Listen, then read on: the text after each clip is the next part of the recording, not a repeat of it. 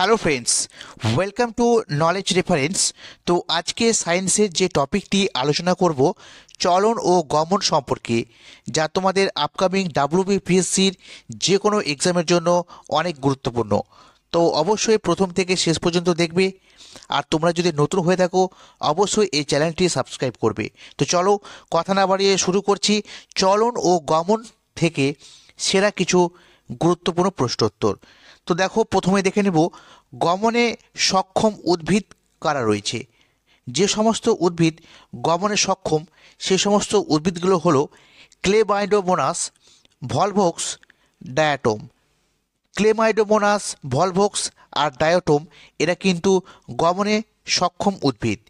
তারপরে গমনে অক্ষম প্রাণীর মধ্যে রয়েছে সাগর কুসুম, স্পঞ্জ, প্রবাল। মনে রাখবে, সাগর কুসুম, স্পঞ্জ, প্রবাল এরা গমনে অক্ষম প্রাণী। তারপর লজ্জাপতির পাতায় কোন প্রকার চলন দেখা যায়?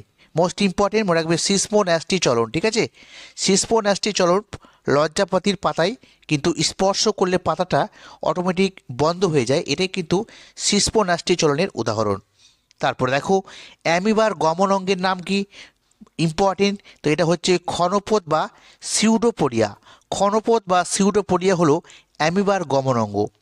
তারপর দেখো সিলিয়ারি গমন দেখতে পাওয়া যায় কোন প্রাণীর দেহে? তো প্যারামেসিয়ামের দেহে। ঠিক আছে, প্যারামেসিয়াম, এই প্যারামেসিয়ামের দেহে দেখতে পাওয়া যায় সিলিয়ারি গমন। তারপর দেখো উদ্দীপকের তীব্রতা অনুসারে, উদ্দীপকের তীব্রতা অনুসারে যে চলন ঘটে তাকে বলা হচ্ছে ন্যাস্টিক চলন। মানবদেহের দীর্ঘতম বড় পেশির নাম কি? তো মানবদেহের দীর্ঘতম বড় পেশির নাম হচ্ছে সার্টোসিস। ঠিক আছে, সার্টোসিস পেশি। তারপরে দেখো ফার্ন গাছের শুক্রাণু ডিম্বাণুর দিকে ধাবিত হয়, এটা কোন প্রকার অ্যাসিডের জন্য হয়? তোমার রাখবে ম্যালিক অ্যাসিড। ম্যালিক অ্যাসিডের প্রভাবে ফার্ন গাছের শুক্রাণু ডিম্বাণুর দিকে ধাবিত হয়। প্রশ্নটা গুরুত্বপূর্ণ। তারপর দেখো পদ্ম ফুল, সূর্যমুখী ফুল এইসব ফুলেরা তীব্র আলোতে ফোটে, এটা কোন প্রকার চলন? তো এটা হচ্ছে ফটোন্যাস্টিক চলন। ঠিক আছে, ফটোন্যাস্টিক চলন। তারপরে টিউলিপ ফুল কম উষ্ণতায় মুদে যায়, অর্থাৎ বন্ধ হয়ে যায়, এটা হচ্ছে থার্মোন্যাস্টিক চলনের উদাহরণ। তারপরে দেখো মৃত্যুর পর পেশির অনড় হয়ে যাওয়া, অর্থাৎ পেশি কিন্তু আস্তে আস্তে শীতল হয়ে শক্ত হয়ে যায়, এই অবস্থাকে বলা হয় রাইগর মর্টিস। মনে রাখবে, রাইগর মর্টিস বলতে বোঝায় কোষের যখন মৃত্যু ঘটে তখন সেই পেশিটা কিন্তু আস্তে আস্তে অনড় হয়ে যায়, তো এটাকে বলা হচ্ছে রাইগর মর্টিস। পরবর্তী প্রশ্নগুলো দেখব। বন চারালের পাতায় কি প্রকার চলন দেখতে পাওয়া যায়? বন চারালের পাতায় কি প্রকার চলন দেখতে পাওয়া যায়? মনে রাখবে প্রকরণ চলন। ঠিক আছে, তারপর যে পেশি মাছের গমনে সাহায্য করে সেটা হচ্ছে কি ভি আকৃতির মায়োটম পেশি। তাহলে পেশিটার নাম কি? মায়োটম পেশি, যার আকৃতি কেমন? ভি আকৃতির। ঠিক আছে, তারপর দেখো মাছের কোন পাখনা দিক পরিবর্তনে সাহায্য করে? তোমার রাখবে পুচ্ছ পাখনা বা লেজ, যা মাছকে দিক পরিবর্তনে সাহায্য করে। তারপর দেখো মাছকে জলের মধ্যে ডুবতে বা ভাসতে সাহায্য করে কোন অঙ্গ? সেটা হচ্ছে পটকা। মাছের পাখনার সংখ্যা কয়টি? তো 7টি পাখনা থাকে, সকলেই জানো। তারপরে দেখো রোটেশন বা প্রবাহ গতি। ঠিক আছে, রোটেশন বা প্রবাহ গতি এইটা প্রকার চলনটা দেখতে পাওয়া যায় কোথায়? পাতা শ্যাওলা নামক একটি উদ্ভিদের পাতায় কিন্তু রোটেশন বা প্রবাহ গতি লক্ষ্য করা যায়। তারপর সার্কুলেশন বা আবর্ত গতি, সার্কুলেশন বা আবর্ত গতি এটা দেখতে পাওয়া যায় কুমড়ো গাছের কাণ্ডে। ঠিক আছে, তারপর দেখো উদ্ভিদের আলোকবর্তী চলনে সাহায্য করে কোন হরমোন? তো অক্সিন হরমোন। ঠিক আছে, অক্সিন হরমোন উদ্ভিদের আলোকবর্তী চলনে সাহায্য করে। নেক্সট দেখো ইউগ্লিনার গমন অঙ্গের নাম কি? ফ্লাজেলা। মনে রাখবে ইউগ্লিনার গমন অঙ্গ হচ্ছে ফ্লাজেলা।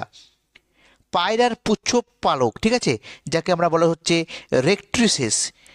পায়রার পুচ্ছ পালক বা রেক্ট্রিসেস এর সংখ্যা কয়টি? তো টোটাল 12টি রেক্ট্রিসেস থাকে। আর ডানার পালক, যাকে আমরা বলি রেমিজেস, এই রেমিজেসের সংখ্যা হচ্ছে 23টি। ঠিক আছে, মোস্ট ইম্পর্টেন্ট প্রশ্ন দুটো। নেক্সট দেখব পরবর্তী প্রশ্ন কি রয়েছে। মানবদেহে কশেরুকার সংখ্যা কত? ঠিক আছে, মানবদেহে কশেরুকের সংখ্যা কত? মনে রাখবে 33টা। ঠিক আছে, ইম্পর্টেন্ট প্রশ্ন। মানব দেহে টোটাল 33টি কশেরুকা রয়েছে। তারপর ফ্লেক্সর পেশির উদাহরণ, তো হাতের বাইসেপস, ঠিক আছে, হাতের বাইসেপস পেশি হচ্ছে ফ্লেক্সর পেশির উদাহরণ। তারপর এক্সটেনশন পেশির উদাহরণ হচ্ছে হাতের ট্রাইসেপস, ঠিক আছে।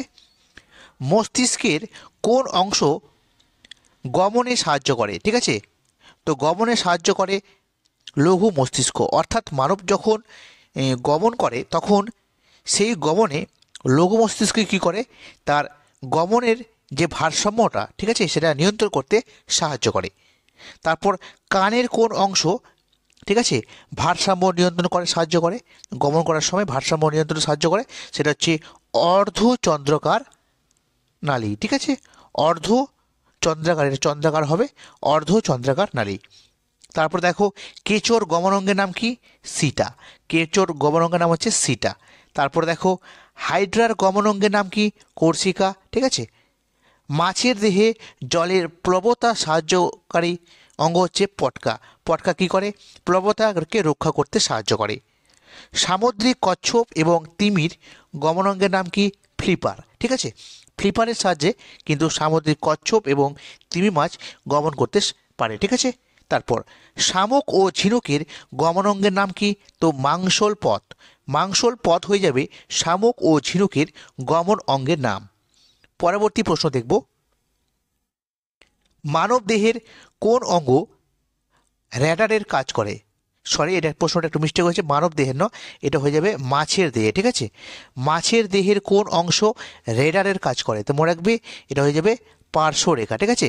মাছের দেহে পার্শ্বরেখা যে রয়েছে, ঠিক আছে, মাঝের দেখবে মাঝ বরাবর একটা, মাছের মাঝ বরাবর একটা রেখা থাকে, তো এটা হচ্ছে পার্শ্বরেখা বা স্পর্শেন্দ্রীয় রেখা বলা হয় এটাকে। এই স্পর্শেন্দ্রীয় রেখা বা পার্শ্বরেখা মাছের দেহে কী হয়, র্যাডারের কিন্তু কাজ করে, ঠিক আছে। তারপর দেখো স্পর্শ, চাপ, তাপ, কম্পনে এইসব অনুভূতি সৃষ্টি করতে মাছের বিশেষভাবে সাহায্য করে, অর্থাৎ পার্শ্বরেখা বা স্পর্শেন্দ্রীয় রেখা। তারা মাছের গমনাঙ্গের নাম কি, নালীপথ, ঠিক আছে। চিংড়ির গমনাঙ্গের নাম কি হচ্ছে প্লিওপট, মনে রাখবে প্লিওপট চিংড়ির কিন্তু গমন অঙ্গ।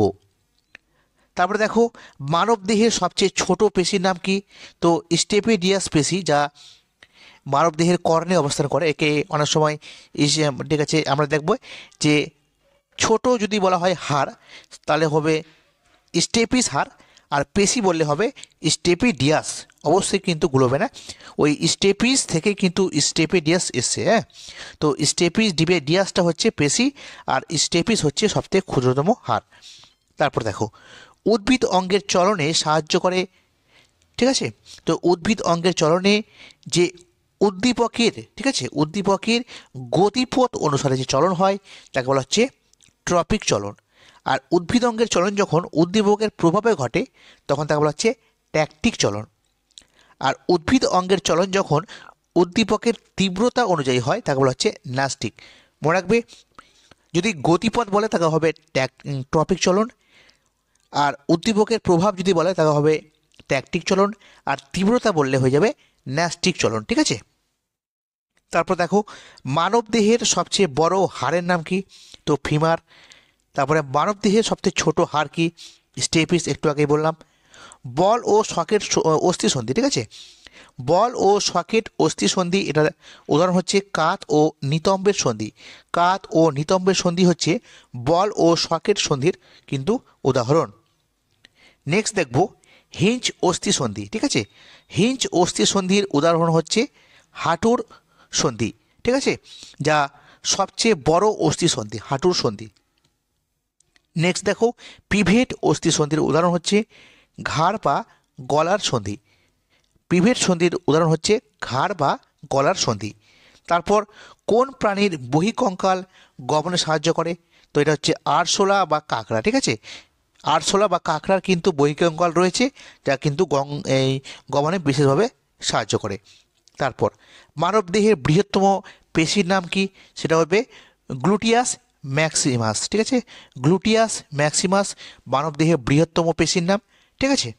এবার দেখো কয়েকটা বিশেষ প্রকার গমন পদ্ধতি রয়েছে, যেমন অ্যামিবার গমন পদ্ধতির নাম হচ্ছে অ্যামিবয়েড গতি, ইউগ্লিনার গমন পদ্ধতির নাম হচ্ছে ফ্ল্যাজেলীয় চলন।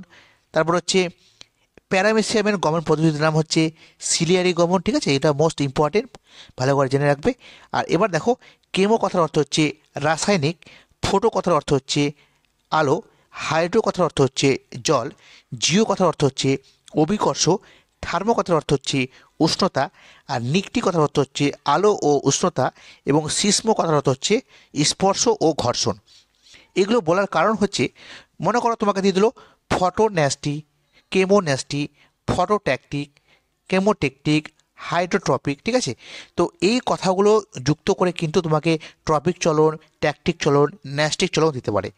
তো তোমরা কেমো দেখলে রাসায়নিক, ফটো দেখলে আলো, এইভাবে সে অর্থ দেখে কিন্তু তোমরা বুঝতে পারবে। আর সেটা কিসের প্রভাবে হয়, উদ্দীপকের তীব্রতা, গতিপথ না প্রভাব, তা নির্ভর করবে সেটা কোন প্রকার চলন রয়েছে। ঠিক আছে, আমরা আগেই আলোচনা করলাম ট্যাকটিক, ট্রপিক, ঠিক আছে, আর ন্যাস্টিক। তার সাথে এই chemo, photo, hydro, geo, thermo, nycti এবং সিসমো, এটা জুড়ে দিলে নতুন করে তৈরি হবে কিন্তু এক প্রকারের চলন। ঠিক আছে, তো এই জন্য এটা জানা অবশ্যই দরকার, আমি বলে দিলাম, অবশ্যই ভালো করে মুখস্থ করে নেবে। ঠিক আছে, তো আজকে ভিডিওটা এই পর্যন্তই। যদি ভালো লাগে তো অবশ্যই লাইক, শেয়ার এবং সাবস্ক্রাইব করবে।